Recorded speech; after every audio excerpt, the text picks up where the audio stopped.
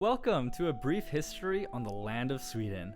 Like most regions, a spark of life emerges from the darkness, whether that be a newt, Osteospira giardi, or in this case, the majestic reindeer. The result was always the same. Such immense beauty would never exist alone for long. As the years of prehistory extinguish before us, the year 12,000 BC catches our attention, with the introduction of Sweden's first people, known widely as the reindeer-taming Brome. Don't fall from your mount, or you may just miss the next 8,000 years of colonization and northern European migration.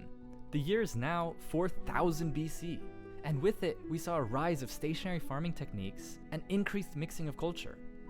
Don't get too comfortable, however, because we must already wave goodbye to these kind people. For the 1700s introduce us to our new bronze-wielding Swedes. Thank the Irish importation for such metallurgy. It will not be the only thing the Irish introduce to these shores. Burials are now commonplace and indicate a rise in social stratification and warfare. Perhaps a sign from the gods, as more Swedish blood hits the soils, so do the ever-cooling snows. This new ice age of years prior to Anno Domini surely wrought havoc, yet potentially served as an impenetrable defense from the expanding Roman infantry of the 0th year. Anyway, runic script and Roman trade records from the 400s help us piece together the ruins of Rome. Thanks to the increasing prevalence of migratory warriors, Rome has fallen. It's in disarray, and with it, their gold surges through the Swedish gates. Sea travel explodes in popularity. By the 1100s, Swedish Vikings plunder the globe, reaching from the Byzantine war councils to the New World itself. Remember those pesky Irish of yesteryear? Well, unsurprisingly, their crazy tales of Christianity from years prior now take root and grow in popularity. But how could such differing faiths possibly blend? Could it be that all this time these rival faiths needed one spark of compromise? With Christianity now firmly in control, this Nordic land emerges on the global scale, and with it into the intricacies of foreign affairs. The year, now 15 to 1600, highlights Sweden's expansion into an empire, along with a plethora of convoluted decision-making.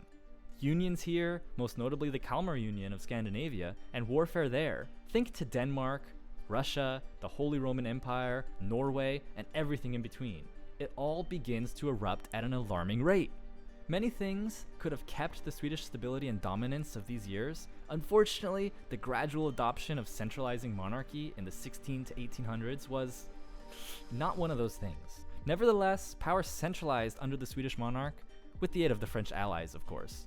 Understandably, such expansion was not to last. The enemies of years past predictably unite to expel Sweden from superpower status. This all comes to a head and culminates in the Great Northern War of the 1700s, of which Sweden faces its first major defeat since becoming an empire. Napoleon breaks onto the scene in the 1800s, and although Sweden ultimately opposed his dominance, they did not give up his generous gift of Norway's fealty. Thus, the entangled fate of these two Scandinavian countries continued.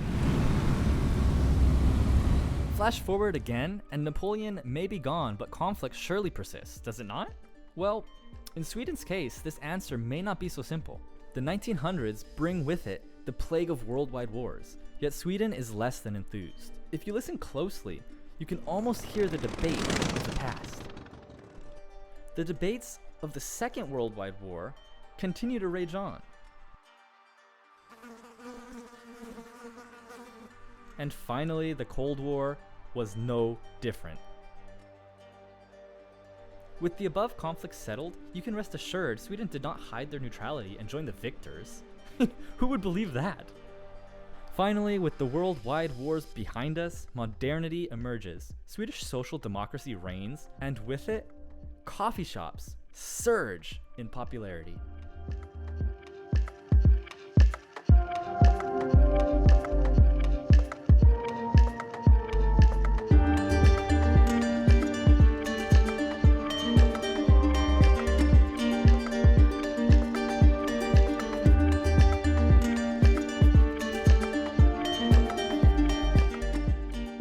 Thanks everyone so much for watching. Hopefully you had some fun here. Until the next adventure, keep being awesome.